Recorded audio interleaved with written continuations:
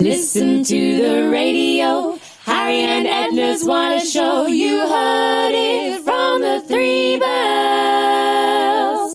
What-o, Harry? And what-o, Edna. And welcome to Harry and Edna on the Wireless, when we take you by the hand and lead you through the UK vintage scene. Or I would say that, but you have to be very quick, or else Edna will just quickly sweep you away because she's doing the spring cleaning. What-ho? Now, just in case you wanted to know, why did I say about what young Edna has been doing all the spring cleaning? It was literally just before we started. She said, "Oh, just mind that lance that's by you." That you were about to reverse into, because I've moved it. You've moved it. We, as everybody does, we've got a 1915 World War I lance used by the cavalry in your hallway, as you do. But it's not in the hallway, it's right next to the well, it's in the studio, literally by my chair. Well, in our old house, it used to be in the landing, didn't it, with the sort of stairs as you go up from the downstairs to upstairs, because it was the only place that was tall enough. Whereas here, in our lovely, lovely house, it's sat in the hall, because the ceilings are so tall. That's because the previous house was a modern build, and this is a Victorian house. Yeah, anyway, I'm not sure what to do with this lance, because this is when I used to do horse riding and used to do cavalry things. So if anybody wants a 1915 dated, crow's foot marked World War I British cavalry lance, we're the people to speak to, really. Yeah, because it's been moved out the hall now. It doesn't belong in the hall. And so it's slowly being evicted from room to room. And having fell off many a horse, I don't ride anymore. No. So, yeah, that's what we're going to do. However, today, it's good because we are talking history. So we have got Mr. Tod Booth, well-known historian, time traveller, living history expert, and maker of shoes for hobbits, coming on the show. So much excitement. But first, a bit of Jimmy Liggins and his, his Drops of Joy. Now, you just don't get bands named like that. No, I know. And this track simply called Drunk. What-ho? So, young Edna, how long did it take him to write those lyrics? Yeah, do you think he was basing it on a real-life experience? Possibly. Do you reckon he was up against the clock? He was told, you're contractually obligated to knock out a song. And he's thinking, I can't think of anything, so he just said the same word over and over and over again. Yeah, well, it played quite a funky tune, wasn't it? That was quite a sort of twisty, lively one. Yep, that's Mr. Jimmy Liggins and his Drops of Joy. Now, while that was playing, we were chatting about our good chum Tod Booth, and saying about he's actually he organises. We've got the interviews, which are all on tape, and he talks about all the things he gets up to, including making stuff for films and so forth, and all that. He's a bit of a time traveller. He's been through every sort of history period imaginable, but he's also organises events, and he's organising the Milton Keynes History Festival in Campbell Park, which is just behind John Lewis. You can't get more historical than that, really. No. In Milton Keynes. I know. So it's not at the museum anymore, or is it? They still have a history event at the museum? He does want the museum, but they also have a bigger one in Campbell Park, and it's this year. Yay! So do go along and see Mr. Tod, because he's coming up straight after Jeeves and Wooster, and If I Had a Talking Picture of You.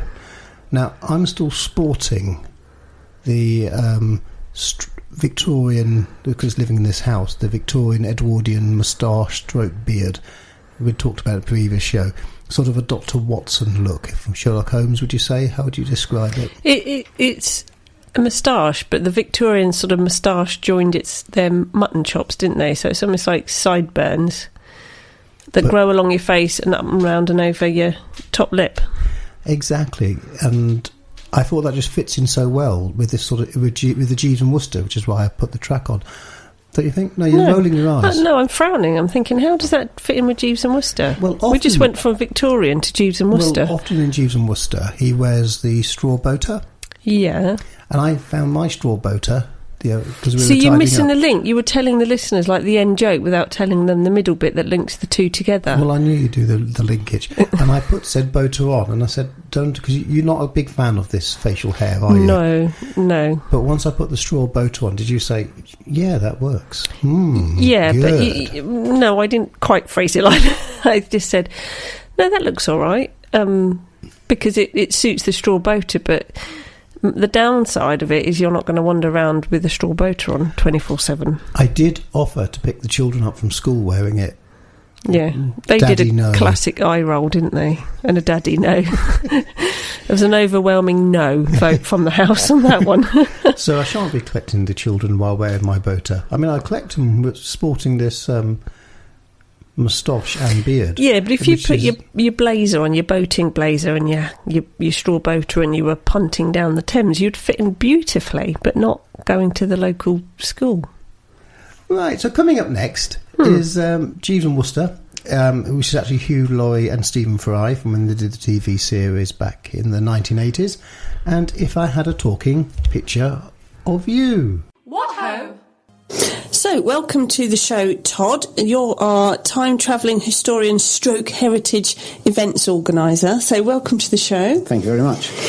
Now, I met you, and we kind of got to know each other many, many years ago when I used to work for the National Trust at Stowe, and we used to organise some Georgian days. That was when we that's right. I mean, that must have been sometime around about 1997, something in that region. It can't be that far away, could it, Harry? Really? Don't ask me. I was just a young Reed whippersnapper in 1997. I was a lot younger. Yeah, it was a few years ago. And what we wanted to do was to sort of share with our listeners the love of history and the recreating history and sort of what it means to people. And certainly through what we did at Stowe, we managed to recreate some fantastic days where, for those that don't know, that Stowe Landscape Gardens is a Georgian garden created in the sort of real height of the Georgian era, and it has a lot of political statements in it, and really for us it was a day to show people what the Georgians ate, looked like, how they had the meals, the food they ate, and I think were they enjoyable days? Can you remember?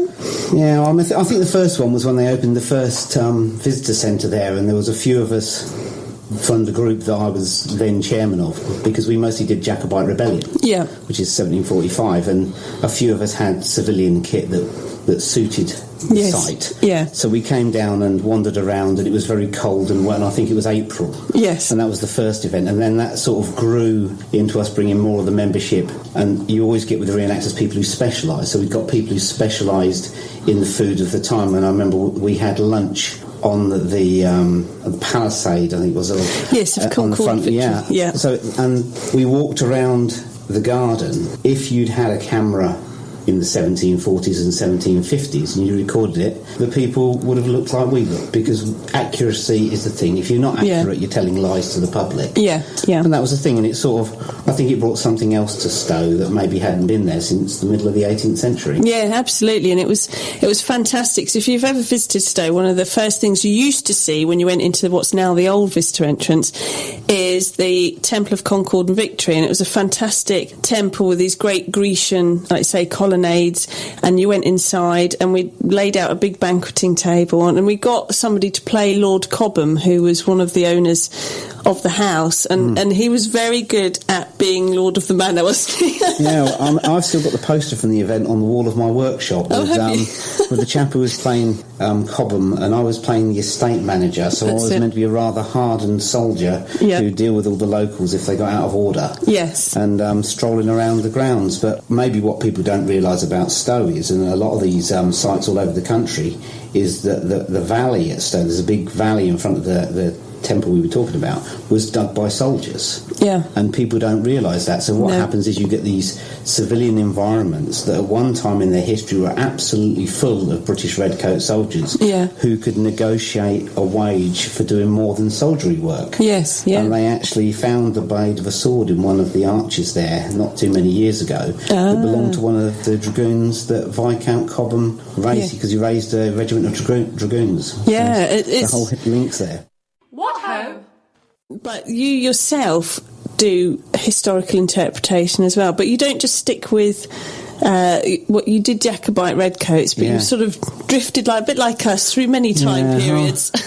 I think I should be the next Doctor Who, really, but maybe in costume. But I started initially my family is Scottish. We come from Scotland and the Highlands, and moved to England when I was young. So I wanted to do something Scottish. So I'd always read about history. The house was full of history books. My grandma was a maths and history teacher, and we all moved from Scotland to England together to a village just outside Milton Keynes. And so I started off, I actually joined the Sealed Knot, because they were the only group I could find that had Highlanders. Yes, right. Very shortly after, a chap in that group said, "You seem to know a lot about the Jacobite Rebellion. Why aren't you in a Jacobite Rebellion group?" And I said, "Because there isn't one in Buckinghamshire." Yes. And he said there was a new group called Lace Walls that had formed, so I joined that. And since then, that sort of developed into everything. Now I do 15th century War of the Roses Archer, early 16th century. I'm working on the Flodden project up in Northumberland at the moment with Lord Joycey and the Ford and Eaton Estate and English Heritage. Right. Then that sort of then goes off into the 17th century, so I do War of the Three Kingdoms, more commonly known as the English Civil War, where I'm either a musketeer, and I also do 18th century, where I'm either a Jacobite officer, a highwayman, a thief taker, which is even more evil than a highwayman, and this sort of thing. So that's reenactment, but what's happened over the years is that it's moved into where museums and sites want something that is different to reenactment. So I'm more of a costumed interpreter who will go into a site in my costume, talk to people in costume, but not be reenacting an actual event. So it's quite different. More one-to-one interaction with the public. Yeah. So we'll come back to that in a moment, because we'll talk about how you get into that and how the public now engage with history through a lot of costumed interpretation. So we'll come back to all that in a moment. What ho? This is Harry and Edna on the wireless, and you've just been listening to Ben Slevin and his orchestra with the track called Babyface. We all know the song, but I'm not sure you heard that version before. Right, if you like this show and you want to hear it again, did you know you can? Yep, all our previous shows, and we started broadcasting Harry and Edna on the wireless back in 2012, are on Listen Again. Just simply go to harryandedna.co.uk and you can find our latest show and all the previous shows. We even have downloadable podcasts. Now, just to let you know, the downloadable podcast is the speech element only. Due to the usual contracting reasons and copyright rules, there's no music on the download version. So instead of the music, we have the wonderful backing band of Three Bells just do a what-oh for us. So if you keep hearing that instead of the music, it means you're listening to the podcast version. We're going back to Tod. Tod is a good chum of ours, as we said. It goes back many years. Young Edna got to know Tod when she was working at a place called Stowe Landscape Gardens, which is near Buckingham in Buckinghamshire. That must have been way back in the 90s, a long, long time ago now. He's still doing great, wonderful work. He's doing the History Festival in Milton Keynes this year at Campbell Park, if you want to see him and all the other periods of history that are being portrayed there. We've got 2 more interviews with Tod coming up, but first, now here's a track you probably haven't heard for a long while, certainly not on Harry and Edna on the wireless. It's Louis Armstrong. We do love a bit of Louis, and the song that's probably one of his most famous ones, Wonderful World. What ho? Satchmo. We were debating whether that was recorded during the 40s. I think we're pushing the 50s a bit there. Are we? But, I mean, it's Louis Armstrong. Do you need an excuse I know, to play it's such Louis? a stunning song, isn't it, as well? Such a lovely sentiment. It does. It really makes me want to shed a tear, like I was today. Because when we were listening to Tod there and about reenactment, we had been doing reenactment for many years. That's how we got to know Tod. Not just for when you were working at Stowe Landscape Gardens, but also because we both used to do reenactment. Yes, yeah. And in your clear out, we found all sorts of things. We've talked about this on several shows about my declutter, but it is a massive declutter and it's very cleansing. But we realised how many years we'd been doing this when we found some of your old original army kit, didn't we? Home Guard kit. It is, because I was going through this with my eldest son, and I was saying, you see lots of copies of this, but these are all original, and you don't get many of these original ones these days around. And the scary bit was, he actually fitted me, and I wasn't expecting that. So I expected he fitted him. I will get it the right way around shortly. And I wasn't expecting that, and it kind of fitted in with the mistake I made with young Edna not so long ago, when eldest daughter put on some of the Women's Land Army uniform that Edna used to wear, because again, this is all original stuff that we used to have. And I said, did you really fit in that? And apparently that was the wrong thing to say, because you shouldn't say that sort of thing.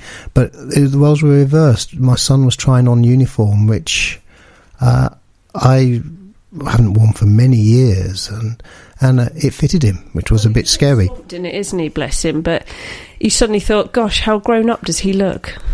Yeah, and I was trying to explain. I mean, he's not quite the right age to be in the Home Guard, but he's not that far off. And so maybe we're going to... We did debate, do we take up some Home Guard reenactment again? Because it fits our ages. I have a thing that you should try and portray your age in reenactment, and I'm too old to be a regular soldier. Yeah, and I'm too old to be a land girl anymore. That's our daughter's role, because she fits it beautifully now. You're in the wrap I'm in the WVS wrap-around pinny with me turban on now. I've moved over to the twilight years of reenactment. Gone are the heady days of athletic, youthful land army things that we used to do. That's right. So we're going to go back to Tod, because he's cracking interesting, and I say we've known him for so many years. He's one of these people that when people say, oh, you know a lot of people in the scene, and you think, well, actually part of you thinks yes, and then you think we've really been doing this for a long time. When you can measure it in decades, yes, you know it's been a while. But anyway, we're going to play some Piccadilly Players, and this is Sunny Skies. What ho? And we're now back with Tod. So we were talking about recreating history and, excuse me, what used to be called reenactment. A lot of sites now are sort of honing in what they do, aren't they? They're not going for these massive throw lots of bodies at events, but more specific costumed characters, people to interact with the public on a one-to-one basis. So do you get involved with lots of those? Yeah, I mean, it's changed a lot. I mean, I've been doing this since about 95-ish, something in that region, and it used to be, as you say, groups of Civil War soldiers, Vikings, all sorts of different eras, and they'd be in a field and you'd see very, very few what we call living history encampments. Yeah. And over time, the public want more, with programmes like Time Team, Meet the Ancestors, Two Men in a Trench, and that sort of thing on the television. The public become more educated and they want to see more. So the living history encampments grew, where you could see a soldier in his environment. Yeah. You could see somebody cooking, but it got very complicated because people have different interests and they bring their 20th century or 21st century skills to the camp. Yeah. And you get somebody playing a harp next to a musketeer, and it doesn't work. So the sites have begun to realise that, and particularly the smaller ones, and we have to bear in mind that budgets are a lot tighter than they used to be. Yeah. If you've got big battles, you need big fields to put people in, whether it's modern camping or anything else. And sadly, the biggest cost, as I found when I worked for the National Trust, is the infrastructure. It's the toilets and the fencing, which is such a shame, because you could do obviously so much more with the money, but actually the biggest, to some degree, sort of extent, the biggest cost is infrastructure and running the event. Absolutely, for sure. I mean, the difference now is that you can pick any period pretty well in history, from the Romans through to the Gulf conflict, and there'll be a group of reenactors that reenact it, and the larger groups probably struggle more than the smaller ones for very, very good sites, because a large group, again, isn't in that field. But a small group, I mean, I put an event on last weekend at Kedleston Hall in Derbyshire, which is a big stately home with lots of grounds. We had absolutely phenomenally good artisans from the late 15th century and soldiers. We didn't take up a huge amount of land. We didn't need banks and banks of portaloos. We didn't need water tanks. We didn't need fencing. So the site doesn't have to pay a huge amount overall, but what they do is they get added value for their customers or their public that are coming in. Absolutely. And this is the way it's gone. And it's even honed itself down to individuals, which is what I do a lot of. I'll go into a site, I mean, to give you an example, I work at the Highland Folk Museum in Newtonmore, which is up in the Highlands, and I go in there in my 18th century Highland clothing, which is as accurate as it can be because it's a reconstructed 1730s village. I talk to the public as I'm talking to you. I don't put on any false Highland accent. I don't speak in 18th century Gaelic. Yeah. But I explain to the public about the houses, the food, the sort of life the people lived. Yeah. And the public go away and they seem to be absolutely engrossed in what you're telling them. And the other thing that's important now is it has to be more interactive with the public. So as well as my costume interpretation, I'm actually a leatherworker. I own my own leatherworking business that I run in the evening making. I make shoes for museums and film and TV, scabbards, water bottles. If it's made of leather, I can pretty well make it. But what I do is the children will come in, whether it's a school group or with their families, and they can make a little leather pouch. Oh, wow. And they can take it home. Yes. And although there's a cost to that, even when I'm at another site where we're not involved in that, I find children can make a million things out of a small piece of leather. Oh, absolutely, yeah. And I let them touch things like deer skin with the hair still on it. Yeah. Cowhide, sheep hide, and this sort of thing. And that's become more interactive, and that's perhaps more important these days than the actual big battle type of thing. What ho? And you've got a pair of shoes that was featured on The Hobbit, in the Hobbit film. Yeah, well, I run my, as well as the historical interpretation, as I mentioned earlier, I've got my own leatherworking business, and I've supplied leatherwork to all sorts of things. If you watch the Shakespeare series coming up on BBC Two soon, the king in one of Shakespeare's films is drinking out of one of my leather water bottles. Some of the hobbits are wearing my boots, which is a bit peculiar because hobbits shouldn't be wearing boots, but it went to the Hobbit film in New Zealand, so some of my things are there. My leatherwork's all over the place. Bosworth Museum, I've sent today some pouches to the National Museum of Wales. Oh, brilliant. London Battlefield Centre. It's quite a long list. That's a whole other raft of talking to you that we need to do, as well as your Triumph motorbikes, which you turned up on this evening, which is quite impressive. Yes. So, Harry, Well, I was just impressed because I believe it's not just Triumphs, but you've also got tricycles and some rallies. No, that's more your thing. More your thing. I can tell you behind my Triumph on your tricycle if you want, because you did have your tricycles at Milton Keynes Museum last time. But these are what I've got is a little bit faster and a little bit louder. Which is probably our children should just stick to trikes because they're very good at taking out visitors. Well, on the way here, when you arrived, you were telling me about the joys of riding vintage motorcycles, in that you have to plan everything you do, and that they're not really designed for the modern road. No, I have learnt my lessons in Milton Keynes, being the land of roundabouts. Buy one get one free, and we got 100 free. Yeah. When I first rode around here, you could ride all up the A roads and the B roads around sort of Buckinghamshire and Northamptonshire, but riding an old British bike around Milton Keynes, you do sort of plan when you're going to stop. You think about it, you put the brakes on, read a book, have a cup of tea, you get a little bit nearer, and if you're lucky you do stop, which isn't great in Milton Keynes. So it tends to be the modern Triumph in Milton Keynes, and the 1965 one tends to be more out on the A roads. Oh, you're burning down those country lanes on a summer's evening. What ho? Evening Lay and Let the People Sing, and that was a double header. We very rarely do that, 2 tracks back to back, but sometimes those tunes are so good we've got to do that. Rather like Mr. Tod Booth, who we need to say toodle pip to. And thank you very much for joining us. He was fantastic, isn't it? I mean, so we've known him for so long, and it's good to hear Todd. Who's Todd? Todd. I have known him for a while, honest. Yeah. It's nice to see him and hear from him again. So, anyway, time for me to say ting-tong. And a toodle pip from me. What ho?